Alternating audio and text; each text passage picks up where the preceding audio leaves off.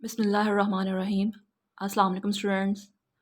I am Adila Jaz from Superior Group of Colleges Gujranwala. Students, आज हम लोग discuss करने जा रहे हैं जी हमारे फिफ्थ हीरो को जी, जो है मुस्तफ़ा कमाल. थोड़ा सा सबसे पहले मैं आपको ब्रीफली बता दूं जी कि इस हीरो को जो है वो किस रेफरेंस से हमारे सिलेबस में शामिल किया गया जी. शॉर्ट क्वेश्चंस के पोर्शन में इससे रिलेटेड जो है वो शॉर्ट क्वेश्चंस भी आएंगे और ऑब्जेक्टिव भी आएगी, इसलिए आपने इसको जो है वो थॉरली पढ़ना है जी, इसको गो थ्रू करना है. मुस्तफ़ा कमाल,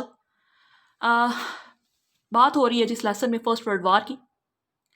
फ़र्स्ट वर्ल्ड वार के बाद जो है वो हालात क्या हुए थे जी तुर्की में, जो कि बेसिकली उस वक्त जो है वो ऑटोमन एम्पायर था जी, सल्तनत उस्मानिया, जिसका क्याम जो है वो 1299 में जो हुआ था, और फिर 1922 को जो है वो एक शानदार हिस्ट्री के साथ इसका जो है अख्ताम हो गया. ऑटोमन एम्पायर को जो है डिवाइड कर दिया गया जी. फर्स्ट वर्ल्ड वार में क्या हुआ था जी? फर्स्ट वर्ल्ड वार में ये हुआ था जी कि जो तुर्की है उसने जर्मनी का साथ दिया था, और तुर्की, जर्मनी और इनके इत्तेहादियों को जब शिकस्त हुई. शिकस्त के बाद क्या हुआ जी कि जो अलाइज थे, इत्तेहादी फौजी थे, जिनको बुक में जो अलाइज और अलाइड फोर्सेस कहा गया जी, वो तुर्की में यानी कि ऑटोमन एम्पायर में आ गए जी, और यहाँ पर आकर उन्होंने जो है हुकूमत संभाल ली जी. तुर्की के अवाम भी चूँकि काफ़ी अरसे से जो है वो थके हुए थे, फेड अप हो गए हुए थे जंग से, जो कि काफ़ी अरसे से वो लड़ रहे थे जी, इसलिए वो भी हथियार फेंकने और जो है वो जंग के रुकने पर काफ़ी खुश थे. लेकिन जल्द ही उन पर जो है वो इत्तेहादियों के मंसूबे जो है वो आश्कार होना शुरू हो गए जी.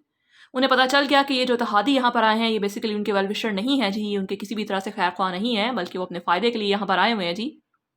जबकि दूसरी तरफ जो बादशाह था उस वक्त का, खलीफा था जी महमद जहारम, उसने जो वो फैसला कर लिया था जी उनका साथ देने का, और उसने अपने सारे इख्तियारात जो है वो उनको ही दे दिए थे, इत्तेहादियों को ही दे दिए थे, अलाइज फोर्स को जो है वो दे दिए थे, और जो मुल्क चलाने के लिए अहकामात थे वो ब्रिटिश काउंसिल से आते थे जी.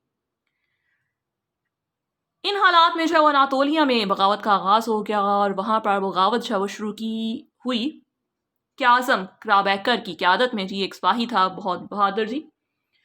अनातोलिया में जो है वो बगावत शुरू हो गई, और वहाँ पर जो है झड़पें शुरू हो गई. बादशाह और जो एलीस थे उस बात से काफ़ी ज़्यादा परेशान हो गए, और उन्होंने जो है वो वहाँ पर भेजा मुस्तफ़ा कमाल को उन झड़पों को रोकने के लिए. लेकिन मुस्तफ़ा कमाल एक जो ट्रू पैट्रियट था जी, उन्हें इस बात का इल्म नहीं था, और जब तक उसके जो भी अज़ाइम थे वो उनके सामने आए तब तक वो वहाँ से जो है रवाना हो सका था, यानी कि इस्तांबुल से वो जा चुका था और उसको रोक ना सके. अब मैं थोड़ा सा आपको ब्रीफली पहले मुस्तफ़ा कमाल के बारे में बता दूँ जी. मुस्तफ़ा कमाल जो है वो क्या था जी, हम उसे देखेंगे जी एक ग्रेट जनरल के तौर पर जी. उस अपनी कौम के लिए लड़ा, और उसकी जो फ्रीडम फाइट थी, बेसिकली उसकी जो जंग आज़ादी थी, उसी ने ही तुर्कों को जो है आज़ादी नसीब की. और उसके बाद फिर आज़ादी हासिल करने के बाद ही उसकी जो है वो जद्दोजहद ख़त्म नहीं हो गई, बल्कि वो उसने अपने आप को जो है एक ग्रेट लीडर के तौर पर भी जो है साबित किया. वो बेसिकली एक ग्रेट रिफॉर्मर था. उसने अपनी कौम की तरक्की के लिए जो है बेतहाशा काम किए, बहुत ज़्यादा जो है एक्टिविटीज़ की जी.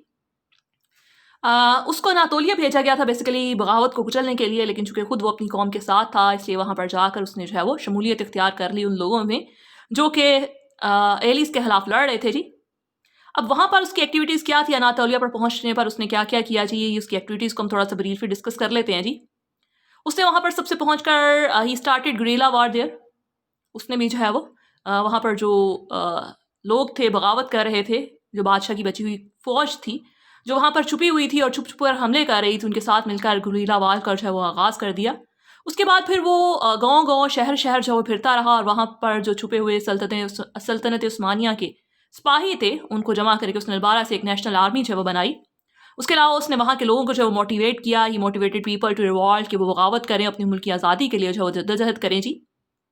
फिर उसके बाद जो है वो उसने ये सजेशन दी कि चूँकि जो मरकज़ के अंदर हुकूमत है, इस्तांबुल के अंदर जो हुकूमत है वो बेसिकली अब तुर्कों की नहीं रही, बल्कि वो उन लोगों की है जिनका ताल्लुक तुर्कों से नहीं, तुर्क अवाम से नहीं है, यानी कि एलीस की है, और बराए नाम ही अब तुर्की हुकूमत रह गई है. इसलिए हम उस तुर्क को जो है वो हुकूमत को नहीं मानते. इस्तांबुल में मौजूद जो हमारी असम्बली है हम उसको बिल्कुल भी नहीं मानते, बल्कि हम अपनी एक असम्बली जो है वो बनाएंगे जी अनातोलिया के अंदर. लेटर ऑन फिर उसने अपनी इस बात को साबित भी कर दिया, और फिर 23 अप्रैल को जो है वो 1920 को उसने टर्किश ग्रैंड नेशनल असम्बली जो है वो बना ली, उसका क्याम किया, और उसका पहला इजलास हुआ जी. कहाँ पर जी? अंकारा के अंदर इसका जो है इजलास मुनक्किद किया गया, और यहाँ पर उसने जो है वो पहली दफ़ा अपने आप को जो है वो तुर्की का लीडर और सरबराह जो है वो बताया दुनिया के सामने, और बताया कि जो हमारी असम्बली है बेसिकली यही असल तुर्क कौम की जो है नुमाइंदा असम्बली है जी. اس کے بعد جو اتحادی تھے جی وہ کافی زیادہ پریشان ہوئے. سب سے پہلے تو مصطفیٰ کمال پر جو ہے وہ پریشر ڈالا گیا کہ وہ واپس آ جائے اور اپنی ایکٹیویٹیز کو جو ہے وہ ترک کر دے, لیکن اس نے سلطان کی اس بات کو ماننے سے انکار کر دیا. بعد میں اس کو کہا گیا جی کہ وہ اپنی جو اسمبلی ہے اس کو یہاں پر آ کر یعنی کہ استنبول میں بنائے, لیکن وہ ان کی چال کو سمجھ گیا اور اس نے وہاں جانے سے انکار کر دیا جی. اور پھر جو ہے وہ ایلیس نے آٹومن امپائر کے جو ہے ٹکڑے کر دیے اور اس کو جو ہے وہ ڈفرینٹ اس کے پروونسز جو ہے وہ ڈفرینٹ کنٹریز کو دے دیے. جو ایلیس تھے اتحادی ممالک تھے, ان میں ڈفرینٹ ممالک کو ان کا جو ہے وہ اختیار دے دیا گیا. گریک نے جو ہے وہ حملہ کر دیا ترکی پر. ان کی ایکٹیویٹیز پہلے ہی مشکوک تھیں جی. تو ترکی پر جب گریک کا حملہ ہوا, ترکی عوام کو جو ہے وہ مصطفیٰ کمال نے موٹیویٹ کیا ان کے خلاف لڑنے کے لیے. پھر جب ان کی جنگ ہوئی, لڑائی ہوئی, اس اٹیک میں جو ہے وہ ترکی جیت گئے اور پھر اتحادیوں کو جو ہے وہ ملک کے بہت سے علاقوں سے باہر نکال دیا گیا. نتیجہ کیا نکلا کہ جب ترک عوام مضبوط ہو گئی تو اتحادیوں کو جو ہے اس کو چھوڑ کر جانا پڑا. اور ترک جو اس طرح جمہوریہ ترکی کا جو ہے وہ قیام عمل میں آیا جی. اور محمد جو کہ اس وقت پہلے سربراہ تھا جی, خلیفہ تھا, سلطان تھا جی اس ترکی کا, آٹمن امپائر کا جی, اس نے خود کو جو ہے وہ سیلف ایگزائل پر وہ برٹش چلا گیا, وہ وہاں سے جو چلا گیا, روانہ ہو گیا. اور اس طرح جو ہے ترک قوم آزاد ہو گئی تھی. آزادی کے بعد پھر مصطفیٰ کمال نے کچھ ریفارمز کی تھی جی, کچھ اصلاحات وہ لے کر آیا تھا جی. اب ان ریفارمز کو ہم تھوڑا سا جو ہے ون بائی ون ڈسکس کر لیتے ہیں جی. جو مصطفیٰ کمال کی ریفارمز تھیں جی, اس میں سب سے پہلے اس نے کیا تھا جی کہ جو اپنی لوگ تھے, عوام تھے, ان کو جو ہے وہ تعلیم دینے کا فیصلہ کیا تھا. اس نے اپنی عوام کے لیے جو ہے وہ ایجوکیشن کا اسپیشل بندوبست کیا تھا. اس کے بعد اس نے جو ہے وہ پرانا جو رسم الحس تھا اس کو خاتمہ کر دیا تھا, ابولیشن آف اولڈ اسکرپٹ, کیونکہ وہ لکھنے میں کافی مشکل تھا. اس کی جگہ پر وہ نیو رومن اسکرپٹ جو ہے وہ لے کر آیا. اس کے بعد اس نے کیا سمپلیفیکیشن آف ترکش لینگویج. چونکہ ترکی سلطنت عثمانیہ میں ایک وقت آیا تھا کہ 3 بر اعظموں پر مشتمل علاقے جو تھے وہ سلطنت عثمانیہ میں شامل تھے. تو جو ترکش لینگویج تھی اس میں ان تمام علاقوں کی لینگویجز کے ورڈز جو وہ شامل ہونے شروع ہو گئے تھے. تو مصطفیٰ کمال نے ان الفاظ کو نکال کر ترکی کو دوبارہ سے جو ہے سمپل بنایا. اس کے بعد پھر اس نے کیا جی کہ پاشا کا ایک ٹائٹل دیا جاتا تھا جی, ایلیٹ کلاس کے لوگوں کو اس کا خاتمہ کر دیا اور تمام لوگوں کو جو ایکول قرار دے دیا جی. اس کے بعد اس نے جو ہے وہ خواتین کو باہر نکلنے کے لیے موٹیویٹ کیا. اس مقصد کے لیے اس نے جو ہے وہ ویل کا خاتمہ قرار دے دیا جی, پردے کو ختم کر دیا اور ان کو کہا کہ خواتین جو ہے وہ ایکولی باہر نکلیں اور مردوں کے ساتھ جو ہے وہ کام کریں.